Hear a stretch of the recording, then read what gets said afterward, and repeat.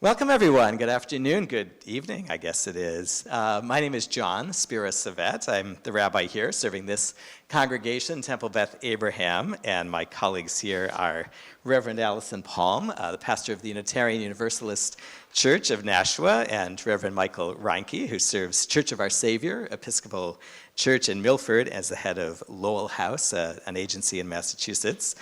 We have another team member, Reverend Sally Newhall, who is up here. She's a retired minister and recently pastor of the Nashua Presbyterian Church, and it is our honor to welcome Dean Phillips, United States representative from Minnesota's 3rd District and candidate for the Democratic nomination for President of the United States.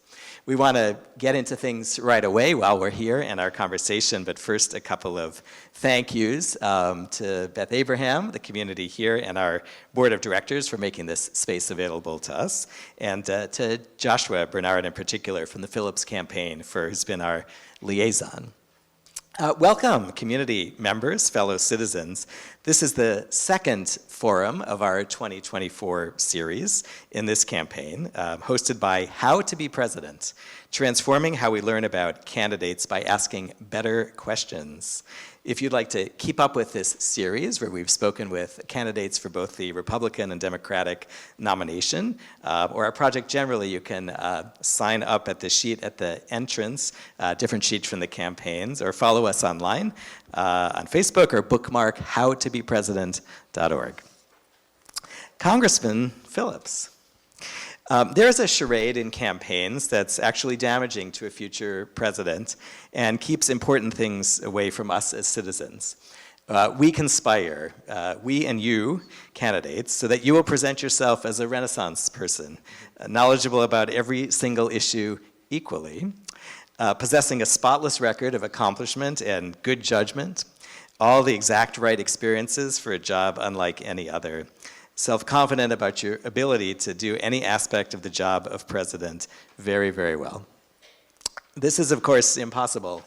And more important, these are dangerous illusions. They can lead to bad decisions and harm for our nation. We need you to be a reflective leader about aspects of the presidency that you are prepared for and those you are not prepared for. And we want you to take us seriously as voters who would never interview a leader for even the smallest business without asking questions of the type that we will ask you today. We want you as voters to know that you can help every candidate by making clear you don't believe in the perfection myth and you think reflection makes for better leaders. Better questions get us better leadership. So we will not in this hour be asking questions about specific issues, even though, as we talked about, the three of us are involved individually and together on some issues intensely. We know that we can learn about your perspective on the issues at other events, on your website, and in other ways. And of course, if they are germane to a question we're talking about, by all means, talk about an issue. We will also not be talking about any other person who is seeking the office of the president but you, or who is holding the office now, or who has in the past. And although we are meeting in a synagogue, we won't be asking anything about Israel-Palestine, even though that's on so many of our minds and we are all praying for so many people. And though we, the interviewers, are people of faith, we won't be asking you, Congressman, for any personal statements about faith. Our questions are good for candidates who do and don't regard themselves as religious in any way, and for voters who are and aren't religious. We're just using our position as community civic educators and conveners of moral conversation to step in because no one else is doing it enough. We hope all of you in the audience or who listen later on will copy these questions, which are also online, howtobepresident.org.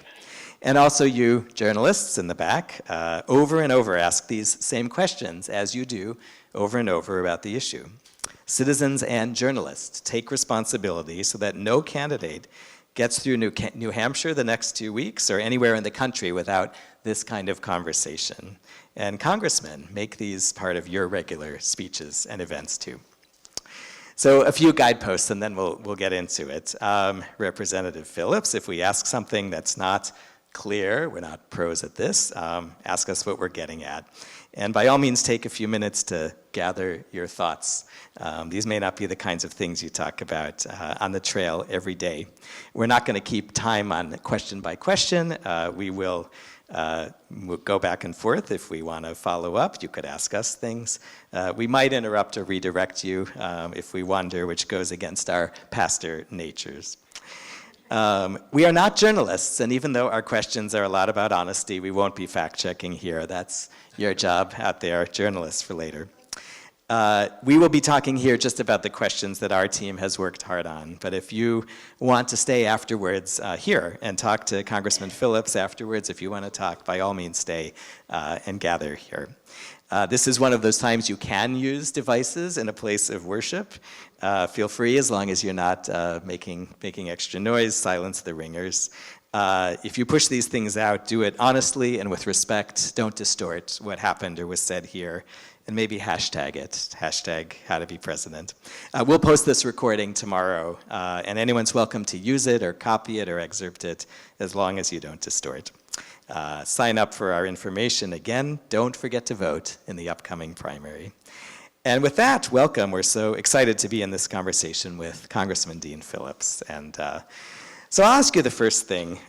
Usually candidates introduce themselves by talking about, where you're from now and how you originated. So we want to ask you sort of the opposite. Since the president has to be the president for people who are from familiar types of places and unfamiliar ones, we'd love to hear about a place in America that's very different from your home base or your starting point, that you've said that you really want to get to know, and that you've taken the time to know something different from what your experience was. What was that place? How did you approach that? Well, thank you. Thanks to all of you for taking the time to share it with me, and to our faith leaders and to this extraordinary community for welcoming me, for taking this so seriously, because it is serious, and it is a 103-year-old tradition that you have here in New Hampshire that is a very important one, and I think you practice democracy better than any state in the country, and I want to celebrate that. When I think about places that have really affected me, I have to tell you that you acknowledge, Rabbi, that when you run for president, I think if you took a class on how to be president, you would try to portray yourself as a perfect specialist in every single category imaginable. And of course, we're all human beings, nobody is.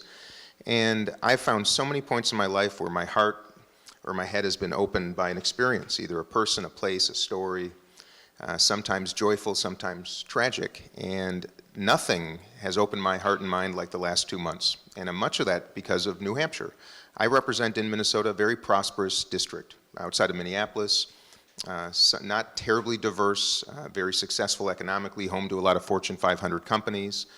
And the issues that were important to the people I represent were ones you can imagine.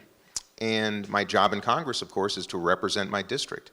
Spending a lot of time here in the last couple of months has really opened my eyes. And some of you might know I went to camp in Fryeburg, Maine as a kid in the White Mountains, so I spent a lot of time in North Conway. But when I spent time in North Conway as a kid, it was the place we would go to get candy and walk around town and have fun. When I came back here this time as a presidential candidate, I was really struck. I had a conversation just a few weeks ago with two elderly ladies at a retirement home in North Conway, and they were telling me that at the end of the month that they ate cold cereal at night because they didn't have any money left from their Social Security checks. They were extraordinary women, beautiful life stories, hardworking. I mean, people you would love to spend days with and just digest their extraordinary life experience. And it really affected me deeply to hear that they had to make cereal for dinner the last 3 nights of the month. And there are moments, so I think about North Conway, what used to represent nothing but joy to me as a little kid coming to the White Mountains, and now as a candidate, represented something very different. People who are really struggling. And staying here in Manchester, I have to say, and seeing so many homeless people in the streets. I'm astounded, because most of this country thinks that's only New York City or Chicago or San Francisco. And this state has done a lot for me, no matter where this campaign goes. And I want to thank you for exposing me to the truths, how difficult life is, how expensive life is, how many people can't afford a home heating oil right now for this season. And this place is very different than a lot of this country, and a reminder that until we intentionally go seek out other communities and spend time with other people, our eyes are closed, our hearts are sealed, and our minds are not open. And that's why this journey, believe it or not, has been one of the most beautiful of my entire life. And I think that's the deficiency in America right now, the lack of initiative to seek out the other and find the beauty in difference, both geography, politics, race, religion, and life story. Does it make you think of what's the next place? What's the next unusual or unknown place you'd like to get to know in the country? There's some. And the beautiful thing about running for president instead of running for Congress is you have to go everywhere. And I'll tell you, the best preparation I had for this entire process was being a young sales rep at our family business back in the 90s, where I had to travel this entire country. I've been to 49 states so far. I'm only missing Oklahoma, strangely enough. I can spell it. Only because at camp I had to sing it. O-K-L-A-H-O-M-A, Oklahoma. And I've traveled the world, and I have, in fact, I'll tell you, this is not about the United States, but I'll tell you. I guess what I was asking was like, what's the next? So in the future, well, that's the beautiful thing. I don't know where the future is going to bring me. I don't know what place, what moment, what person is going to impact me deeply, and that's the most amazing thing about this experience. Is every day something happens, someone appears. I see something, sometimes beautiful, sometimes tragic, that really moves me, but I do want to say this, just because it takes this initiative to get out of your comfort zones.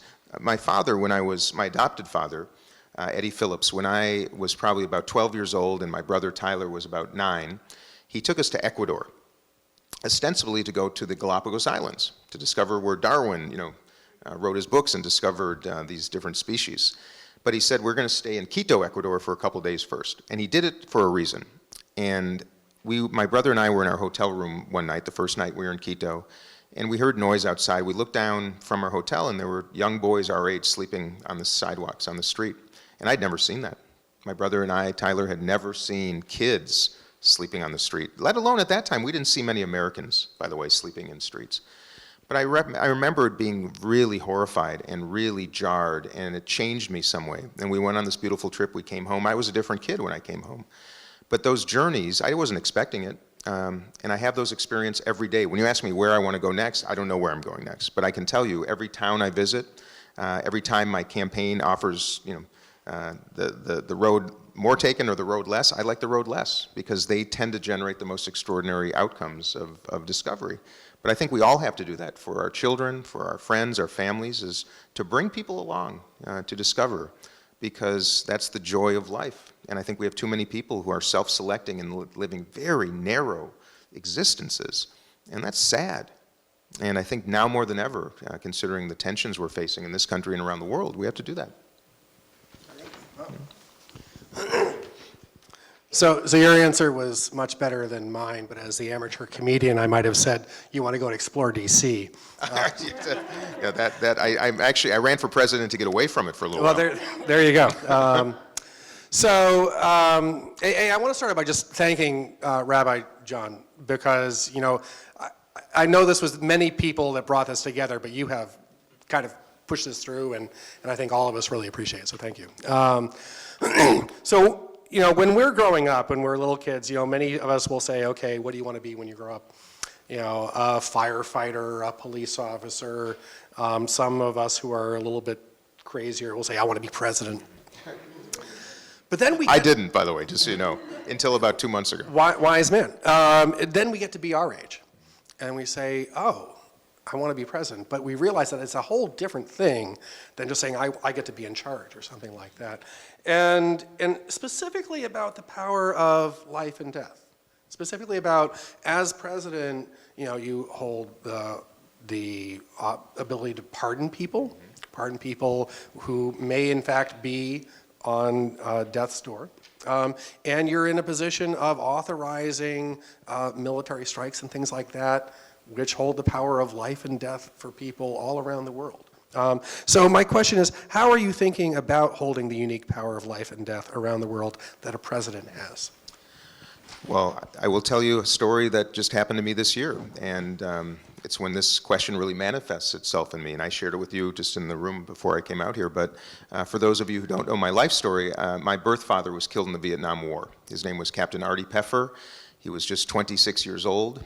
He grew up very poor in St. Paul, Minnesota.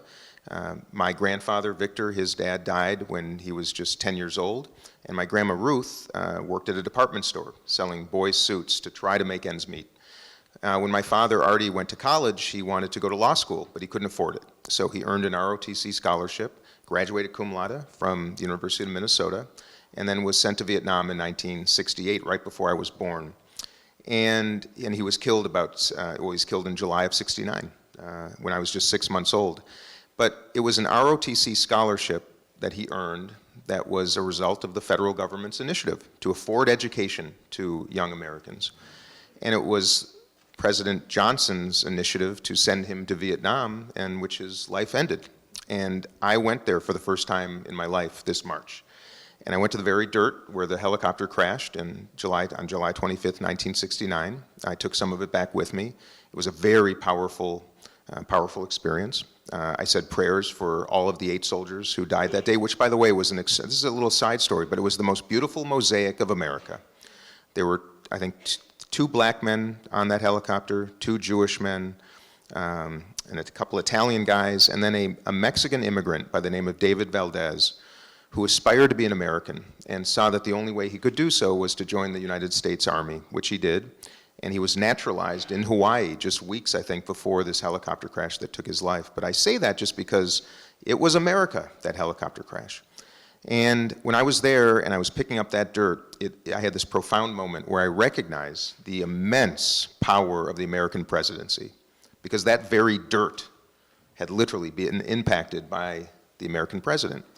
And it forced me. I remember flying home from that trip thinking nonstop about my job in Congress, how when I take out that voting card, the implications, most of us, we put in the machine, it's yes or no, and then we get on to the next thing. It forced me when I came home to really think every time I put that card in and I voted, that it was making a difference in someone's life, hopefully. And in some cases, if we don't think through it well, we can be harming people's lives. And it's been heavier, my job, since then. But I say that because that prepares you for the United States presidency. You recognize with great awe and humility, which I believe is required for the American president, what this entails. There have been some American presidents that make it a point to spend as much time meeting caskets of the deceased soldiers who come back, because it's that solemn moment that is so important to create that humility. I think George Bush, by the way, did that regularly. Other presidents, not so much. They want to avoid it. They don't want to see the numbers. I'm a little different because it's so personal to me in recognizing the power manifest in our government in the United States, the good it can do, and how misguided it can be. And I'll just close with this. When I was there too, I remembered he died 3 days after the moon landing. And I thought, it actually made me feel comfortable to know that he got to see the reports that the Americans landed on the moon. And I thought that my father, Artie, and probably all the soldiers that day must have looked up and seen America at its very, very best. Maybe the pinnacle of the United States of America. And that they must have looked down then at their boots in Vietnam and thought, here we are at our very, very worst. And in no small way, that's the same question we face right now. And that's why I'm running for president. I want us to look at the moon. But I want that moonshot to be taking care of people.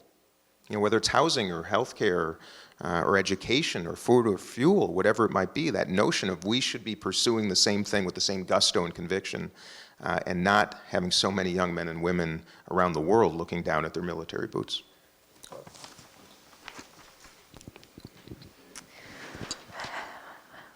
Well, you expressed a lot of aspirations in your answer there, and I think you have to have a lot of aspirations to be a leader, right? But one of the things we also know is that when you have aspirations, some of them don't work out. Some of them fail. And so we'd love to hear about an example of a failure that you had to decide to either accept or learn from or bounce back from, knowing that our failures are actually sometimes just as important as our successes in terms of where they bring us in life. So tell us about a failure. Sure. Well, I've had so many. How much time do we have? And I'm not ashamed of them, because to your point, we should look. Failures mean you tried. And I love America because it's the country that inspires people to try. And if there's a lesson I wish I would have learned earlier, I wish I'd dived into more things. I wish I had discovered more. I wish I'd pursued more broadly. I've had plenty of failures. I would say, frankly, my last business endeavor was a coffee shop chain in Minneapolis called Penny's, which we opened right before the pandemic. And we did so, and I find that this was a little different. I did so as the guy, not just starting the coffee shop, but I wanted to actually go down to the city of Minneapolis to actually present the plans. I wanted to know how it really worked. I'd heard from so many people how difficult it was. You know, the cities make things so hard. So I did all the work, and I saw how unbelievably frustrating it was. And the lesson I learned was that I was a privileged entrepreneur. I have access to capital. I built big businesses. I knew people in Minneapolis. I thought to myself, how in the world could a new American who wanted to open a small restaurant navigate this unbelievably difficult system? So I did that, and it was hard. And it costs a lot more and a lot more heartache than you can imagine. And then we opened the coffee shop, and I wanted to pay everybody a livable wage. So we paid $15 an hour, which was about 50% more than Caribou and Starbucks were paying. And I wanted to demonstrate that it was possible. And by the way, it was really hard. It was really, really hard. And then COVID hit, of course, and then I was a member of Congress, and I did not want to accept a PPP loan. So it started hemorrhaging cash. And it really pained me to ultimately have to close the coffee shops, which we did. Because I was I wanted that whole thing, the mission, to demonstrate that this is possible. And then I was faced with the ethical dilemma, because of politics, by the way. I think I could have saved those coffee shops if we were willing to accept the money. But I knew what would have happened to me in Congress, and it wasn't right. And I lost a lot of money. But the reason I learned from that experience, and that I actually employ this now in my job in Congress, is I recognize how hard we make it for people to succeed. Not just the entrepreneurs, because we don't hear a lot about them. You know, we hear a lot about people not making enough money and not being able to make ends meet, which is true. We don't hear about the entrepreneurs that actually take the risk, that leverage their credit cards and sell their homes, and then they just can't make it because they're trying so hard. It really gave me empathy and understanding, and I learned from it. And it gave me humility, because before that, most of my businesses were successful. And I think a little bit of that failure sometimes to acknowledge and own and understand is wonderfully helpful. And one other thing, I don't know where this campaign will go. I have faith that it's going to go better than people anticipate because of this great state. But either way, when I made the decision to do it, I knew I would immediately fail in something that is really important to me, which is to maintain wonderful relationships with the people I work with. And let me tell you, there has been nothing more painful in my entire life than to see the change from people who on one date adored me to the next day bedeviling me, literally. And it's not a failure, if you will, but it is something that I anticipated and frankly has made me a stronger person to have to go through this, the fire, to run to the fire, to care less about what people who you used to really believe in think. And I think that is something that makes you grow. And I would encourage everybody to do the principled thing, the courageous conviction that you might have, because there's nothing more extraordinarily powerful as a human being, even if it's lonely, than to pursue your principles.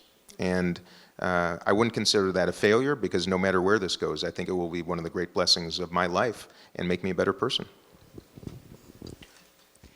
So that's maybe a good lead in, the last thing you said, to this question. When you want to pursue things that you believe in because of principle, often you can't really say exactly what you mean or what's your bottom line. You're communicating strategically, by definition, with people whose motives you, as you say, sometimes you trusted, sometimes you don't trust, and sometimes you're dealing with people whose ethics make your blood boil.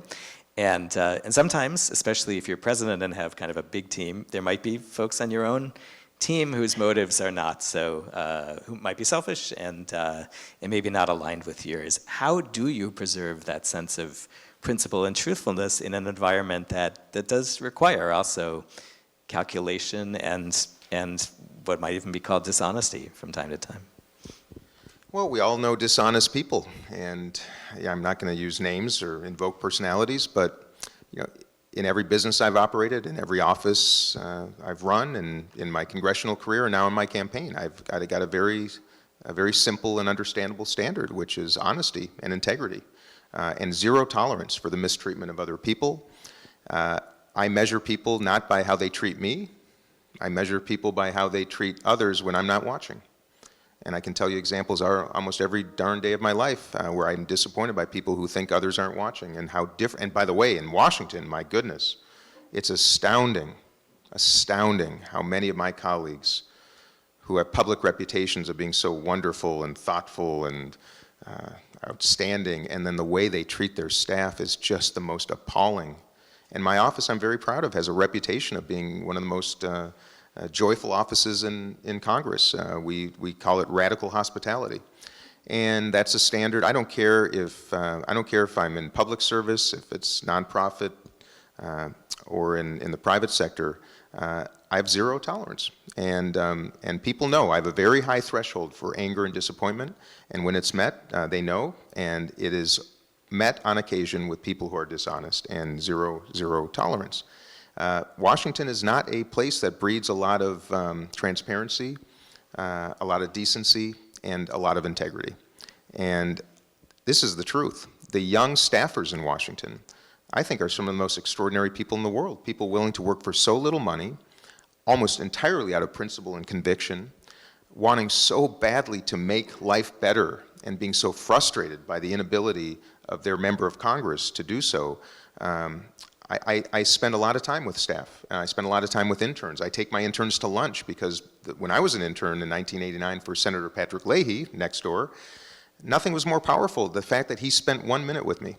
And here's my last story on this subject. When I was in 1989, I'm an intern in Washington. When you press the button for the elevators in the Senate, if there's a Senate vote going on, the elevator, if a senator pushes the button, the elevator stops wherever it is and it goes right back to where the senator is. So if you're going down to the first floor, you're on your way, and a senator pushes the button on the fourth floor, the elevator stops, goes right back up. Most of the time, if there was an intern in the elevator, as it happened to me regularly, and a senator wanted to push the call button, they would ask us to leave the elevator. And I thought it was really gross. I thought it was just kind of lame. And there was one senator, David Boren, from Oklahoma, I think a Democrat. I don't even know. I think he was a Democrat. I remember one day the elevator stopped, goes back up, and I thought, instinctively, I walked off the elevator. And Senator Boren said, no, come back in. And he spent maybe what seemed like, it was probably 8 seconds. For me, it seemed like a week. He asked me a couple questions. And to this day, I'm 54 years old, now running for President of the United States. Senator Boren, in fact, I don't know if he's still alive. I would love to call him because of this conversation and simply say thank you. One moment. All he had to do is be kind. So between integrity, decency, respect for one another, it is so easy if we just had a standard bar for everybody and practiced it, and that's who I am. And can I ask the follow-up? So the question is, sometimes you can't avoid it. The only path through to the thing that you're convinced about is through someone who is so hard to deal with, because not because they're ideological difference, but just because of how they act. So how do you keep in that situation? Well, first of all, when I was a young salesman, I was told by my family and my trainers that if you're selling something, you actually do it by listening. And I've discovered that even with an antagonist, even negotiating deals, even having to work with some people in Washington whose names I won't mention, but you can understand, I find that if I listen, especially if I have a meal with them, there's always some way to find some common ground. And I've had to deal with some pretty difficult people in Congress, you can imagine. In fact, I'll just say this. The first bill I passed was during COVID. It was called the Paycheck Protection Program Flexibility Act. I'm the second most bipartisan member of the entire Congress, both the House, the Senate, and all 50 governors. So number 2 out of 585 people. I take pride in that. And the first bill I passed was with a guy named Chip Roy. Chip Roy is part of the Freedom Caucus. He's probably number 433 out of 435 in the House. But I had made the point of getting to know him. And I do want to say this because the U.S. Congress operates in a fashion that practices systemic separation on day one. The leaders of both parties want members of Congress separate. They don't want us to be well educated. They want to spend every waking moment raising money so you can't challenge the power structure. So it's very hard to get to know people. So what I found is that some people who have terrible reputations by television or innuendo, I found to be actually in person remarkably decent. Names that you would be surprised to hear. Conversely, I've found people who have reputations that are very thoughtful and kind and friendly to be not so. So my message is this: until you spend time with another human being, I would think it's better to reserve judgment. And even the most difficult one, if you break bread and find a little space and place to get to know someone, it's amazing how common ground can be discovered. And lastly, I went to a VFW not too far from here and walked in the doors, and it was like those funny movies where the music stops and every old guy at the bar looks at you. And they're all wearing like Trump outfits, and I thought to myself, oh, wow, this is gonna be tough. And I went up to the bar, I started introducing myself to these grizzled old veterans, and my goodness, most of them were Trump supporters. They treated me with such kindness. When I told them my story about losing my dad, I became their son. I became their brother. I served them drinks. We took pictures. We laughed. And I wish you could have been there. I wish you could have been there, because it just was another example of a little bit of intention. You'll find a lot of common ground. And that's the kind of leader I've always been. That's exactly what I think we need in the United States. And that's why I'm running for president, to give this country a chance over 4 years to see if we just can't do this differently, where you really do represent everybody, where you want differences of opinion around you. I don't want yes people around me. How boring. First of all, I was raised Jewish. We challenge everything. Should we have raisins in the challah, or should we not, right? Is it too cold in here or too hot? I love debate and deliberation. That's what we should be doing. And I found great joy in it, and that's exactly what I think we all need to invest a little bit more in. So originally I was going to focus this question on the aspect of vulnerability, but I feel like the past two questions have also kind of spoken to that. So instead I'm going to kind of like ask about, how do you find balance? How do you deal with the vulnerability, failure, and partial success, which to some degree we've talked about in the last two questions, while also still maintaining the ego to be a leader of the free world? What provides that foundation that allows you to do both? First of all, it's balance. Forget running for president. I'm sure for every one of you in this room, we're human beings. It's hard. And if you're getting up at midnight working an overnight shift, let me tell you, that's a lot harder job than even this one is right now, and I know that. And I don't think there's anybody I know that has a lot of balance. And those who do, I think, can rely on their family, and that's exactly what I do. I've got wonderful daughters, a wonderful wife, a wonderful mom. My wonderful sister is here right now helping me in this campaign. And they know when it's time for me to go to sleep, when it's time for me to put down the phone. My wife is very good at that, by the way, putting down my phone. But, and you talk about vulnerability, it doesn't matter who you are. We're human beings, and we have bad days and we have good days.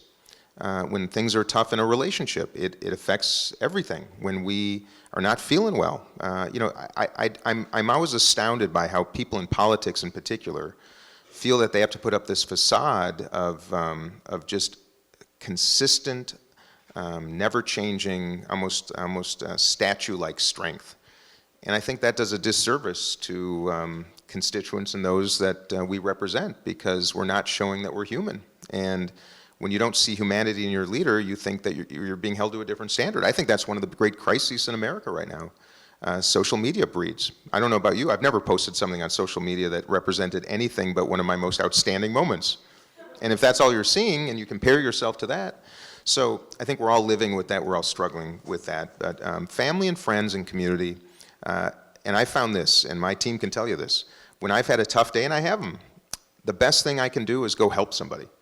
It's amazing how that changes me, and getting out with people. And that, I guess, makes me an extrovert, because I take energy when I'm around other human beings, which makes this job and this pursuit perhaps the perfect fit for me. But I'm not perfect, and I've got tough days, and this is a tough experience. But relying on friends and family, and that's why when I see, especially elderly people who are alone, and I've seen this a lot right now as I travel, but when I see them sometimes at retirement centers, I see the community. It's a beautiful one. I just wish we were more intentional about creating space and place and designing our cities, our communities to gather more. And that's why I'm so happy to see all of you, because we all need a little bit more human connection, and that's what gives me strength. Great. You want to see the other side? Okay. Push on the FP. I was going to say this. Oh. Strength of the ego.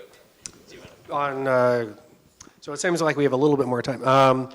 When a group in our country, you want to say that one? you can pass it. I'll pass it along down.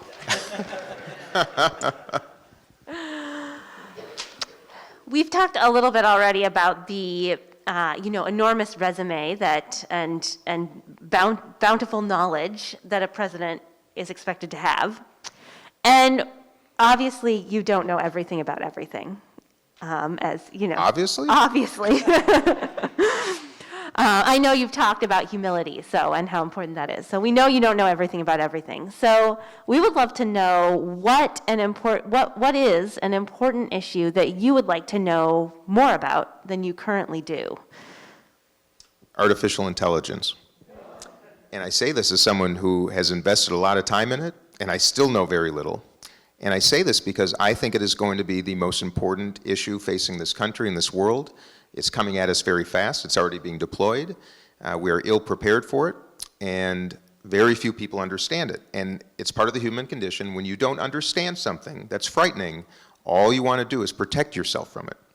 And I'm afraid that if we do that alone, we're going to miss the extraordinary benefits of artificial intelligence, which, by the way, will make life more affordable for most of us in this room. It will develop better outcomes in healthcare. It will actually lead to the invention of new medicines and life-saving procedures. It's going to be extraordinary. And yes, it has to be managed. But I was on Kevin McCarthy's artificial intelligence cabinet before he was deposed. I've been trying to understand it and study it. And now, I'm 54 years old and I'm younger than the average in Congress. You can imagine there are not many people with whom I work who even can turn on their telephones, let alone understand artificial intelligence. I won't talk about presidential candidates, but that's what I think is most important right now. And in the absence of knowing the information, in the absence of understanding it, what do we do in Congress? People defer to lobbyists. And when you defer to lobbyists, what happens? You're only hearing from the people who are wealthy and well-connected. And that's the biggest crisis I think we're facing in our Congress. Our founders intended it to be a perfectly representational body, which generally speaking, geographically it is. But it does not combine the diversity of backgrounds, experiences, and competencies that our country really needs. It is loaded with people who have essentially been running for office and trying to keep their offices for their entire lives.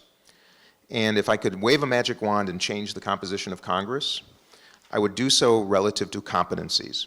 Because in the absence of people who really get this, I think there are only 2 people with like computer science degrees in the whole House. When you're on the Financial Services Committee and you're talking about cryptocurrencies, right, and you can see the glossing over of the eyes of people. So that's what I think we need to prepare for.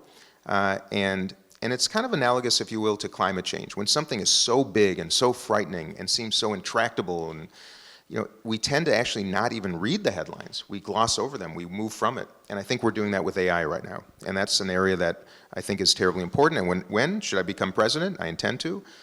I recognize not only do I not know it all, there's a lot I don't know. And the best leaders are the ones that A, acknowledge it, and B, surround themselves with the very best and brightest available. And not just from one perspective, because I don't like yes people around me. I've said that earlier. I want people of great diversity of opinion. And right now our federal government is loaded with people who are simply career public servants. There's a beauty in that. But we have to start attracting people from around this country with great differences in competencies and experiences to bring that talent to Washington, because we are falling really, really far behind. And that's why I would have a bipartisan cabinet with the best and brightest, and a youth cabinet, and really change how the President of the United States seeks and receives counsel, not just from people who are politically aligned, but from people who are truth tellers and have a diversity of experience. That's actually the last thing you sort of anticipated. It's a little different, but the presidency is an operation. It's an organization. It's not just you, your speeches, and the people. So have you studied White Houses, how they're organized, which ones are better and worse, and how might you imagine organizing your whole organization in order to do effectively the things you want to do? Well, the United States federal government is so large, so expansive, that to think that one human being can effectively manage it is the biggest lie anybody's ever told you. And that's why the composition of a cabinet, of the team, if you will, is so important. And what saddens me about Washington is it ties itself to tradition so much, and it's so unwilling to change, that when you ask about White Houses, the fact of the matter is they're pretty much all the same, and they've been that way for a century. A lot of that reason is because well, first of all, Donald Trump he's not a business person, he's a developer, right? And he gave business people, I think, a bad name, to be honest with you.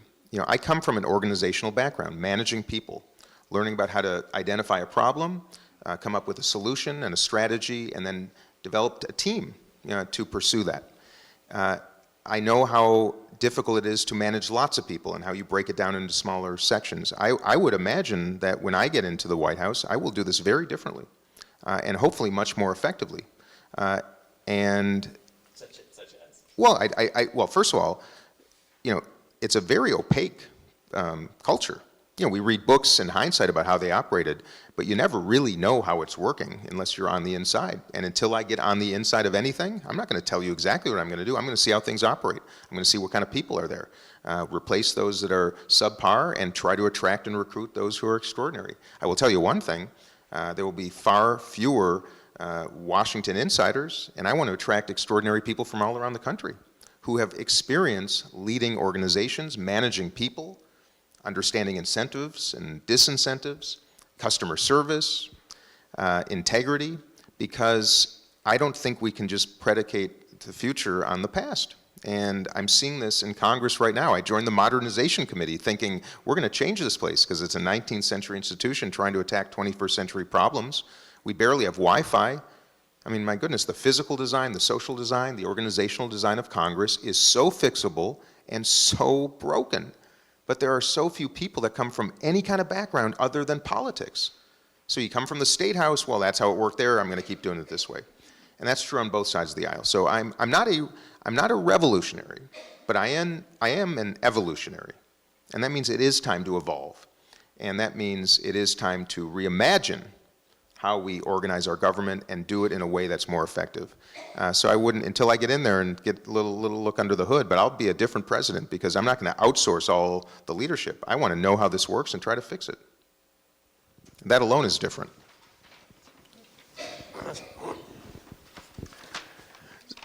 So, I mean, being from Minneapolis, you have had a very up-close and personal experience on some of the hurt and the need for apology and reconciliation that's going on in this country. When you drive on Chicago, and I believe it's 38th Street, you can't go through that intersection without seeing a recognition of what's happened. So when a group in our country has been hurt and there's a need for apology and reconciliation, how would you lead us in a way that moves us forward? What is a specific example of when you've done that? Well, this might take a little longer, but I want to tell the story of Minneapolis because I think this is very illuminating about me and my life experience and why I feel the way I do. Minneapolis in the 1940s was known as the most anti-Semitic city in the entire country. And it took a young mayor named Hubert Humphrey, who was elected in his 20s, to be the first to put together a civil rights commission, to join with the Jewish community and other community leaders to build what was called Mount Sinai Hospital. Because in the late 40s in Minneapolis, Jewish physicians could not practice at any hospital in the city of Minneapolis.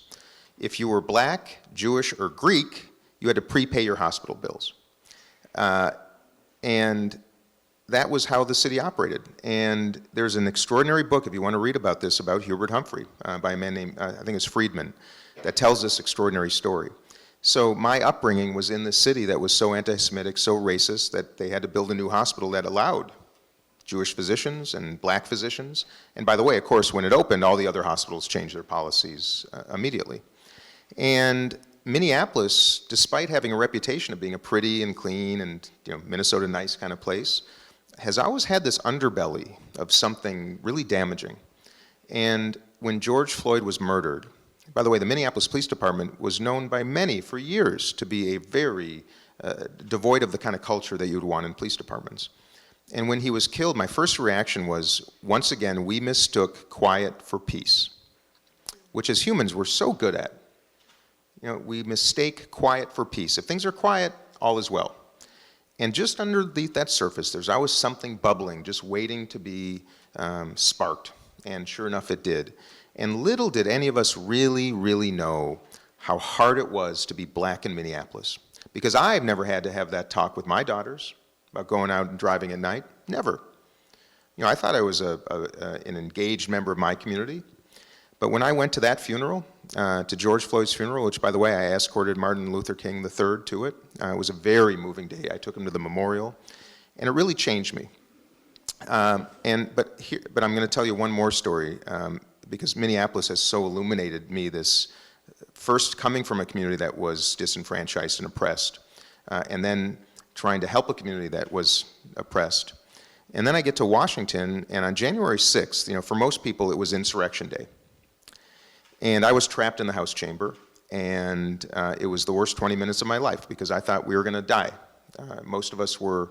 I didn't personally, but I struggled. My colleagues were sending texts and calling home saying goodbye because we assumed we had 15 minutes to live. We had nothing but pens and pencils to defend ourselves. We assumed they had guns and they were coming for us.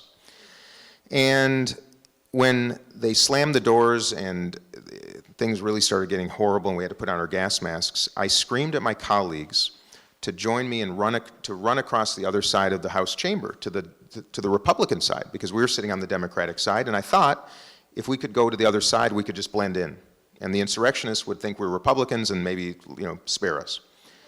And at that moment, I looked at my friends, there were about 20 of us, and I realized it was a jarring moment, an epiphany, and I realized not every one of my friends I was with could blend in. My colleagues of color couldn't just go to the other side. This is when the Republican conference had maybe 2 people out of 200 and some that were not Caucasian, not white. We were a very diverse group, and it left a mark on me immediately because my colleagues of color were trying to determine whether they should take off their pins because our pins demonstrate to the Capitol Police that we're a member of Congress, and they look for those to protect us. Well, if a person of color was in the chamber wearing a pin to the insurrectionists, that's a member of Congress. They might target him. But if they took off their pin, what if the police didn't know who you were? And I made an apology on the House floor about a week later to my colleagues of color because I had never understood what the privilege in that case really meant. You know, I'd read about it and I read about, white privilege and racist versus anti-racist and the whole thing, but I never had really had that experience where like I really got it. And I share that only because I've had moments just in the last few years of my life at age 54 where I cannot believe what I've discovered about being human and about empathy and about struggle and about privilege. And in this culture now where we're fighting that, you know, is it too woke or is it not woke enough? And boy, how about just being human? But that's when I think about leading with empathy. You know, coming from the Jewish community of persecution, experiencing Minneapolis during George Floyd, having that moment on January 6th, seeing that fear in my colleagues' eyes about that decision, you know, it changed me. And that's why I like keeping our heart open to those moments. And I'll tell you one more. I was at the Laconia Pumpkin Festival, of all places. And I always ask when I see people, especially kids, I say, you know, if you had a magic wand and could change anything about our country or the world, you know, what would you start with? And I saw this young person, she was very shy, and probably 13 or so, and I said, what would you change? And she was very shy. And I said, no, come on, anything. And she got very emotional and in tears said, I wish people would be nicer to me in school. And it affected me deeply because, and I gave her a hug, I asked if I could give her a hug, I did, and I said, look, let's take a photo together. I want you to bring this picture on your phone to school tomorrow and say you just took a photograph with the next president of the United States. And that when I am, you're going to be one of the first people I have to have dinner in the White House. And we got her information. But I just thought to myself, you know, before I did this, I didn't have those experiences. You know, I wasn't put in a position where I got to go to the Laconia Pumpkin Festival and ask kids what. And when a young person says that, that's what they would change, you know. Those are the people I think about. the women in North Conway. Anthony, the homeless guy who's the first person that came up to give me a hug after I announced my candidacy outside of your state house here in Concord. I think of Anthony, I think of this young girl, I think of the two women in North Conway. I mean, you have made a profound difference in my life because of the place I come from that opened my heart, and now I get to experience it. And I want to thank you for it. And I wish we had more leaders that subjected themselves to legitimate emotion. So when I hear you talk about all those people you're holding, it reminds me a lot of the work that we do as clergy, right? Which is to hold people in that way. And that can be exhausting work, which I'm sure you've experienced. Leadership in general can be exhausting work. And one of the things that we know as faith leaders is that there is an importance to stepping back from that, to taking Sabbath, to taking time. And so we'd love to hear what habits or planned ways do you have for stepping back and recentering and refreshing yourself in this work? Boy, I wish I had a better answer for you right now because it's been tough. Through the years, we've observed Shabbat on occasion. I wish I could be doing so right now. The couple times, in fact, the first day I think I was in New Hampshire after I declared my candidacy, my wife and I and my sister and my mom and brother, we were hosted by a Jewish family in town for Shabbat. And I have to tell you, it was the most extraordinary Shabbat I've ever had because it was the essence of it. A stranger in a new place, taken on a big challenge and hosted in the most wonderful, warm home with food and community and laughs.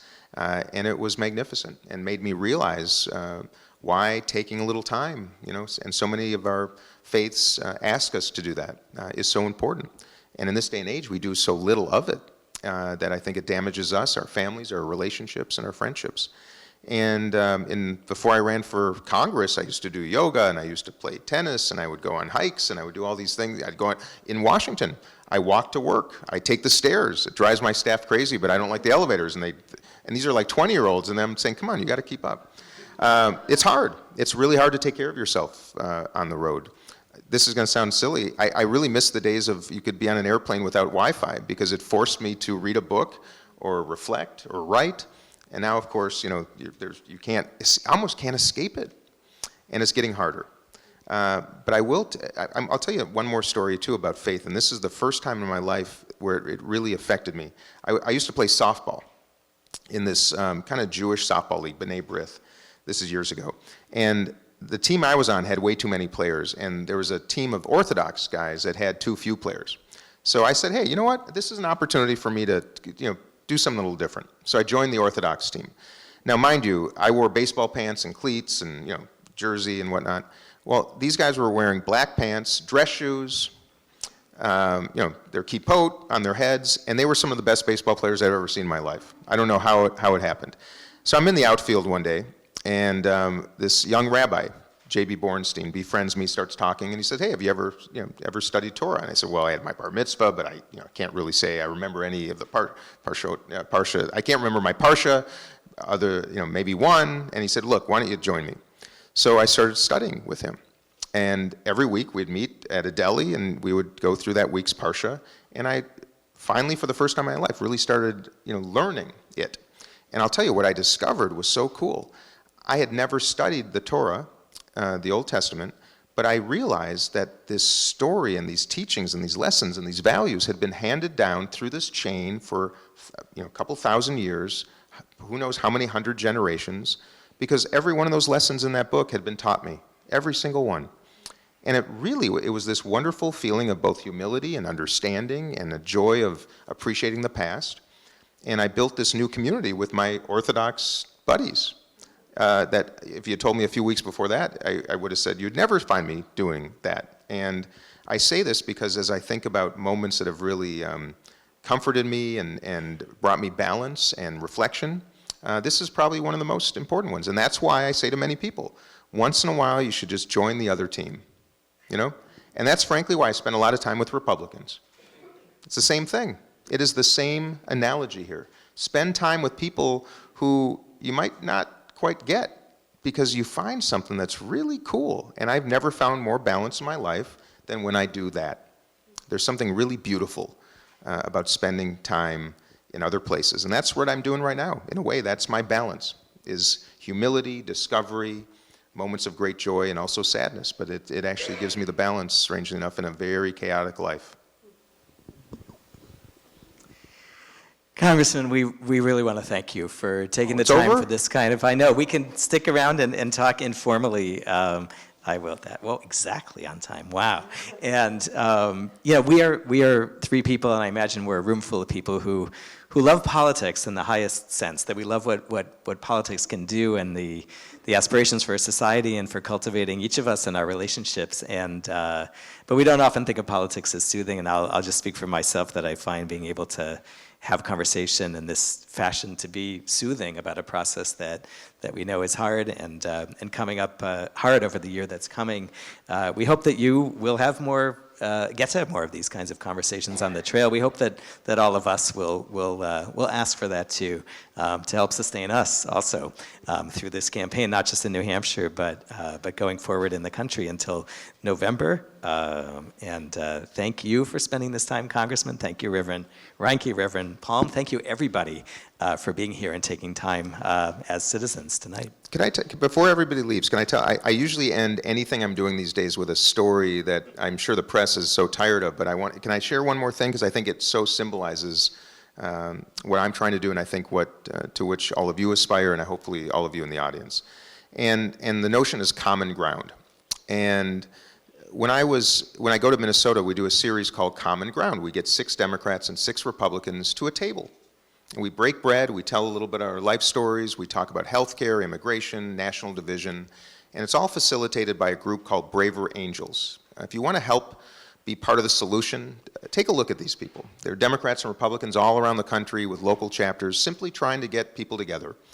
So I do these every 6 weeks or so, and we had this wonderful experience a few months ago where a young woman looks across the table. At the end of the session, we go around and everyone shares about what they derived from this 2-hour experience.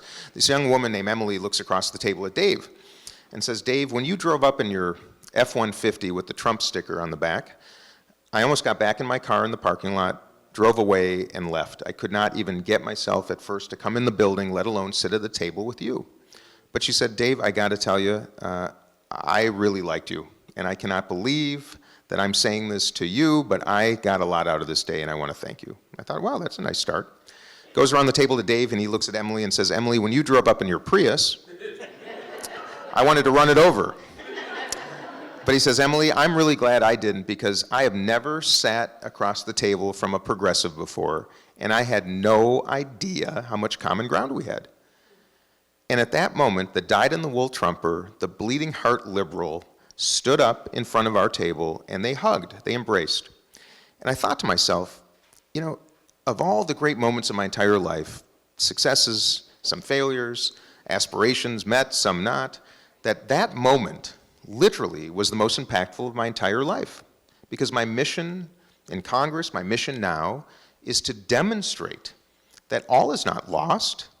Not only that, it's so easy to fix. And with a little space and place, and a little nosh, a little discovery, anything is possible. And I don't know where this journey goes from here. You know, my career is probably, it ends after November anyway, because I'm done with Congress. If it continues 4 more years, 8 more years in the White House, we'll see. But at the end of the day, that moment made this all worthwhile. And I would just ask and encourage the way that so many of you are here, because I think that's why you're here, is be the Dave and Emily in 2024. Find those moments. Encourage others to do the same thing, because we can't legislate our way out of this mess. We can't. There's no president that can fix this, but we can. And that's why I think about those two every single day, and I want to thank you for bringing me together. To all of you, Baruch Hashem and Godspeed and be well. And I want to thank you for welcoming me into your community.